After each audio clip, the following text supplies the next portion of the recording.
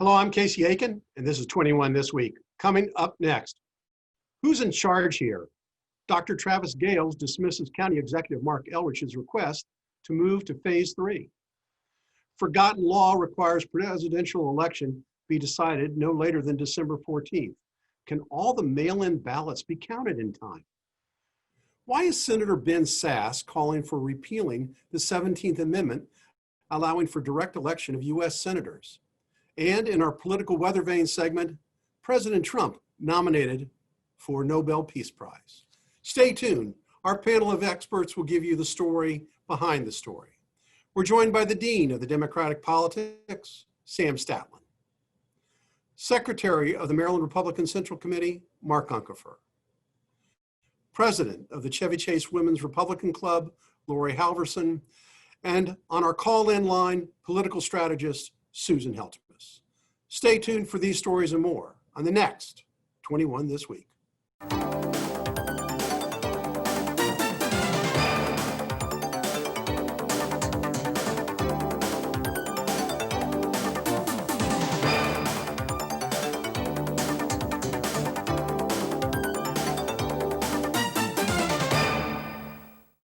Once the severity of the coronavirus pandemic was understood last spring, the country hunkered down, causing primary elections to be disrupted, postponed, and challenged. Here in Maryland, primary elections were delayed from April to June. In response to the chaos witnessed in these primaries, there have been multiple plans to address how to conduct a safe, secure, and honest presidential election. To address those that were afraid that in-person voting may be too dangerous, the state of Maryland adopted a hybrid plan that encouraged voters to vote by mail-in ballots. And they eliminated 85% of the state's usual polling places to be replaced by voting centers and ballot drop boxes. Mark, last week on this show, Jim Shalek, chairperson of the Montgomery County Board of Elections, expressed confidence in the integrity of the system that has been proffered, but admitted that it may take an additional 30 days or more to count all of the mail-in ballots. As a member of the Republican Central Committee, are you concerned about how the election is being conducted? Well, without offering any criticism, because I'm not sure I have an alternative to what they're doing, it is very worrisome that so many ballots during the primary nationwide were basically disallowed for a variety of reasons. The percentage is over 500,000 ballots were disallowed in a much smaller number. The potential impact that this could have in the general election, particularly in close states, could be very significant. So I must say I'm a little up in the air as to really what to recommend people. Should they go to an early voting center or should they mail in? Well, I think in conjunction with this, and this is not a criticism again of the system other than to say, I think when they advance the opportunity to mail in balloting, they should have reduced the number of days that you're allowed to submit your ballot by mail. The postmark date still remains the day before the election. That, I think, unfortunately, they should have stretched that out a week to 10 days before the election, because otherwise there will be a flood of ballots, especially in light of the fact that Shalek said that effective October 1st, they are able to open and count absentee and mail-in ballots and to tabulate them. So, they on one hand, they got a head start, and on the other, they still may be swamped at the very end. Now, Susan, most of the state has moved into Phase 3 of COVID-19 restrictions, and in 7 weeks when the election is being conducted, we could be in Phase 4. Won't it be safe to vote in person? We don't know what's going to be happening in 2 months, essentially. So as a result, I think it still makes sense to do it by mail. All of the votes that are captured at the Board of Elections by the 28th of October, I believe, will be able to be announced on election night at 8 o'clock. So we're going to be well on our way. And I talked to people at the Board of Elections yesterday, and they have 41 boxes around the county that are going to be used for people to drop off. So I think as long as you get it done early, you're good to go. And I would say, they're going to be mailed out at the latest October 1st. When you get it, mail it, it'll be fine. So what And you're you saying aren't is gonna take- Shadow's concerned that it could take an extra 30 days to count all the ballots? No, I understand what Jim is saying, but based on my conversations with people at the Board of Elections, they are confident. But what's interesting is the Board of Elections at the state said that they think at least 50% will vote by mail. And over a week ago, they already had over 2,000 requests in the county, but it's going to go faster this year in terms of mailing out. So the important thing is mail in your ballot, and everybody got a letter that Hogan had suggested. So if you didn't go online and get your request, use the one that was sent to you and mail in your ballot request. Well, that's an interesting perspective. Laurie, in the 2000 election challenged by former Vice President Al Gore, the infamous hanging Chad election, it took 36 days to resolve the election in just one state. And this past spring, we saw in countless number of states where there were multiple weeks and even a month before the primary elections were satisfied. There's an ancient law, and the 1887 Electoral Count Act required the Electoral College be chosen no later than 41 days after the election. And whomever is ahead that day will be president. Is it possible that we will not have completed all of the challenges by December 14th, the date in question? Yeah, I think that COVID-19 was the perfect storm for Democrats because they were able to they decided to replicate, I think, what's happened with the hanging Chad issue. And Biden's team has hired 600 lawyers, and they have 10,000 volunteers ready to pounce on the swing states if there's a close race. So I think that this was all designed by the Democrats to cause chaos, to make it very difficult for Trump to win. They knew they had a weak candidate, and this is all that they feel like they can do in order to win the election. And I just pray that we will have fair elections this year. I just want to interject. It's not just a Democrat-Republican issue. I mean, Sam, there are state legislatures which are controlled by Republicans that could decide who the electors are and certify them before all the votes are counted, according to this law. Isn't that a concern?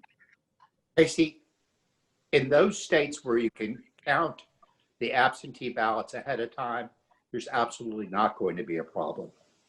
And from the governors and administrators in states like Alabama, who are Republican owned, they have absolutely promised that this is going to be a fair count. I think across the country, we're going to have a fair count. And Laurie, I really have to disagree with you. There's absolutely no way that you can tie this election, especially with the COVID, to a Democratic plan to control this election. In fact, if anything, voter suppression, changes in law have all been initiated by Republicans, and that's what slows things up. Sounds like a he said, she said story there. Could I interject? Ben Stein, who is known in the Republican Party as representing them in the hanging Chad issue, said there is not corruption in ballots, and he said the election is going to go fine. And I really do think it is. I think that, and as long as, you know, what's interesting about the Republican response to it, as long as Donald Trump says it's okay to vote in the states, it's okay. He and his son are doing robocalls in Republican states saying vote by mail. It's a little bit hypocritical on the Republican side. I really want to emphasize, Susan, the experience that we had in the primary. Casey mentioned it, just a single congressional district in New York took over a month to primary ballots. We're not talking about the flood of ballots that takes place in the general election. Simply primary ballots took over a month. And we had, as the Washington Post, not Republicans, Washington Post has recorded the significant increase in disallowed ballots. Thirdly, now Casey touched on this, there's this issue about postmarks, which is ballots that get in late end up not getting counted. And in Maryland and in many other states, the postmark can come in right up to the very end. That's And right. You have until election day. And often those, though, have to deal with people who are military people in other places Well, or that's people voting. that's speculation, Susan, because in this year, there are no rules. All the norms. There are rules. And Casey, the The difference only is, question is whether or not it's going to be fair and. oh, give fair me a election. break. It will It's be point fair. 0.00005% of voter fraud. That is not fraud that we should be worried about. Well, we're going to, I love your optimism. I'm a cynic, however, and I think everything's going to hell in a handbasket. We got to go Not on. Maryland. We got to go on to our next topic, which is the 19th century author Mark Twain is credited with the phrase, there are three kinds of lies: lies, damn lies, and statistics. Now, every time I hear some puffed up politician say the country just needs to follow the science, I think of Mark Twain's aphorism. For months now, we've been in a battle over statistics, a battle of dueling statistical dashboards. Sam, we were treated to a rare headline this week. We reported right here on the MCM website, which suggested that Dr. Gayles rebuffed County Executive Mark Elrich's request to move into phase 3, even though the infection rate in Montgomery County is less than the infection rate in the whole state of Maryland. Elected that guy to be county executive. Casey, I think that's a mischaracterization. Mark wrote to the governor asking for a clarification on how many people can be in a venue such as a movie theater or for a live performance. Dr. Gayles didn't really push back. He clarified it even more and saying that for safety reasons, we're not going to expand in that area of phase 3. However, if you have a business and part of your business is live entertainment as an addition to food and beverage services, which of course is better for the economy, something that I'm surprised you're not in favor of, that Gayles is doing a great job. Sam, that's nonsense, because every restaurant in Montgomery County is still limited to under phase 2. You go to Howard County, you go to Frederick County, and they're in phase 3, and they have twice as many customers in those restaurants. Don't try to smoke and mirror this by saying Gayles did something great when he didn't. Susan, the county's own dashboard shows that the hospitalization rate, not the positive rate, but the hospitalization rate, the people who are sick, it's declining. Why not move forward faster? Faster. Susan, can I please talk? We cannot go against the health department statistics to keep us safe. Sam, our statistics are better than the. Great. Okay, may I answer? The state of Maryland is now overall at 6% based on Johns Hopkins reporting today. And we are now on the ban list from Connecticut, New York, and another state. We have to quarantine ourselves for 2 weeks. You are 19 times greater to get the virus if you eat indoors. There is a concern when you put a lot of people into one place that it spreads. Prince George's, Baltimore City, Montgomery County, all of the largest venues did not move forward for good reason. And we don't have fences around them. Democrats controlling them. Oh, Casey, you're full of it. Casey, Oh, get over it. look at how the statistics have improved. When we started opening up in phase 2, things did not get worse. So why not open it up to phase 3? The same thing will probably happen. You got the last word. When we come back from this short break, what exactly is the 17th Amendment and why should it be repealed? Stay tuned. And welcome back. You know, I really love it when in the break between segments, we don't stop yelling at each other. So you just missed the best part for the last minute or so. So welcome back. In 1912, the 17th Amendment to the Constitution was adopted, allowing for U.S. senators to be chosen by election rather than by appointment of the state legislature. Now, Senator Ben Sasse in Nebraska is calling for its repeal. Laurie, the repeal movement is being championed by states' rights activists who think that the federal government has become overly powerful and wants to restore some of that power back to the states. But is this a good idea? You know, I didn't really understand this too well. So I did some research on this topic when I saw the issue came up. I do think it's worth looking at. I think that right now we have a lot of special interests that are playing into the elections of our U.S. senators. So I think that this would put back in place the intent of the founding fathers, where the senators represent state interests and you have the U.S. representatives representing the people. There's some pros to this. The pros would be that we would reduce the special interests ties to our senators, and it would rein in the federal spending that we're probably seeing, the federal overreach, because states would be more focused on their issues and not looking at the special interest issues. And also, I think we'd have better advocacy on the balance of power between the states and federal interests. The bad part is, the cons are, I think that there's still, because there's so many federal tentacles in our state right now, that it's going to be hard to untie everything, because for senators to say, oh, we don't need that federal money, that's not going to happen easily. So there are some problems that will happen if we do repeal the 17th Amendment. So Sam, we've seen during the COVID crisis greater action by governors in the states, and they have forged different methods of governing and depending on the jurisdiction. So is this a good idea to try to return some more power back to the states? Casey, I don't like the idea of mixing up the COVID crisis and the individual actions of governors when I think that we should have had a federal program. Well, we're talking about the repeal of the 17th Amendment, not whether or not governor will make good decisions or not. If I can continue, please. I understand what Laurie said. I think she did a great job of explaining the basic issue.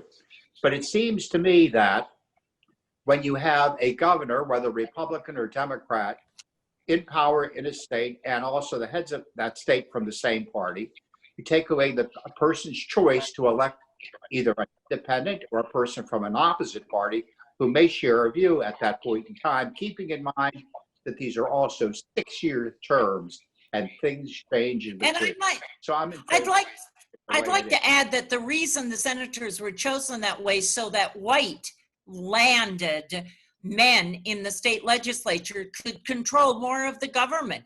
And there is no reason to go back on this. We're a democracy. If you don't like what's happening, get your ass in motion and work for candidates. Why would we want to take away votes? Was that in the Federalist Papers that only white Yes. That's what it was. It may not be there. Do you know your history? White landed gentry, period. Well, Susan, just a little chronology. It was only a little over 100 years ago that this got changed. It was well after the Civil War. Yes, and that was because people started thinking that, oh my God, yeah, white landed people. It's like you can. That wasn't the reason, Susan. It was because the state legislatures were corrupt. There was politics in the state legislatures, and they wanted to take corruption out of it. What I'm saying is we don't want to go backwards. Thank you for your history lesson. This is as valid as the 1619 project. So last week we inaugurated a new weekly segment on our program called the Weekly Weather Vane as a quick check on which politician was doing well and doing poorly. I'm going to lead off tonight, and my choice is President Donald Trump is having a good week by being nominated for a Nobel Peace Prize in recognition of his foreign policy achievements in normalizing relations between Israel and the United Arab Emirates. I hope, which is something that has been going on for a long, long time. Now with their own weather vane moment, Mark. Well, he's not a politician, but I think the person who had the worst week this week was whoever the lawyer was that drafted the non-disclosure agreements for the Trump administration, because obviously they didn't work very well. Now, it may have been Michael Cohen, and we kind of know what happened to him, but clearly there's not a lot of confidence on confidentiality around the president. Sam Statland, your weather vane moment. My weather vane moment goes to Governor Hogan. who I think is a big loser because of the contract negotiations and administration on the Purple Line. In fact, this week, yesterday, the bond rating on the project dropped to junk. That is a very, very bad sign because all it's going to do is increase costs, delay the construction, and delay other transportation projects throughout the state. Sorry, Gov, not a good week. Thank you, Sam. Susan Heltemes, your weather vane moment. Donald Trump probably had the worst week in his 4 years in the office. In the past, he praised Bob Woodward, but between Bob Woodward, Michael Cohen, Mary Trump, and Melania's assistants, who all have tapes, we now know that they've been trying to cover up, and he's been lying. So they're really scurrying at the White House, and they're in trouble. Thank you, Susan. Laurie, you get the last word in this segment. Okay, I'm going to say that Biden is the loser because he has been trying to pin COVID-19 on our president all week. It's driving me nuts. And, okay, I'm going to point out something he said that was incorrect because everyone's always saying what Trump is saying. Well, he said if he knew the military, he would know better. He said that there were 6,114 COVID military deaths and 118,984 military COVID infections. That was totally wrong. He gave wrong statistics. There were only 7 deaths in the military and only 40,026 COVID cases. Thank you, Laurie. He was way off. Appreciate that. I guess we didn't get the memo. This was supposed to be a short segment. Stay tuned for parting shots when we come back from this short break. Welcome back. Now with parting shots, Sam Statland. Well, my parting shot goes to the President of the United States where it's been disclosed over and over and over again this week how he let this country down in managing the COVID crisis. Boom, Mr. President. Thank you, Sam. Mark Uncapher, your parting shot. Well, on the ballot in Montgomery County this year, we'll have a choice between competing initiatives on the county council. It's a little confusing, but let me keep it very simple. Number C, our initiative C, that gives you more council members. So if you think we don't have enough of the council and you want to expand the council and you want to go to 11, that's C. And Amendment D would put a cap, keep it at 9, but would have individual member districts. Thank you, Mark. Susan Heltemes, wrap it up with your parting shot. What about Laurie? Oh, I'm sorry, Laurie, excuse me.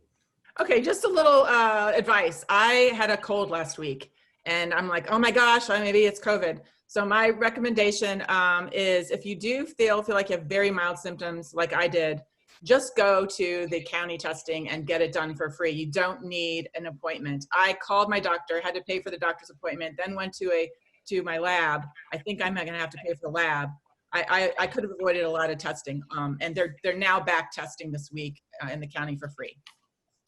Thank you, Laurie. I didn't mean to slight you by not recognizing you. Susan, wrap Okay, it up. Thomas Jefferson once said that as new discoveries are made, new technologies unfold, the human condition changes and the human mind progresses, then so too must our laws and institutions. To do otherwise would be to remain forever cloaked in the clothes of our barbarous ancestors.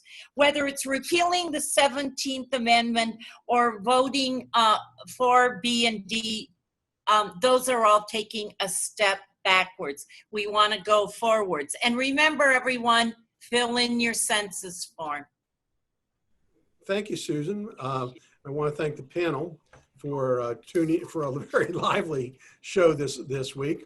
The most important thing, again, I think it comes out of this show today, is we are all concerned about the voting system, and however you do it early and make sure your vote counts for this upcoming election. In our next week's show, our special guest will be Kim Persad, who is a representative of 9 districts for MoCo. You're going to want to tune in for that. For 21 this week, Montgomery County's hardest hitting political talk show, I'm Casey Aiken.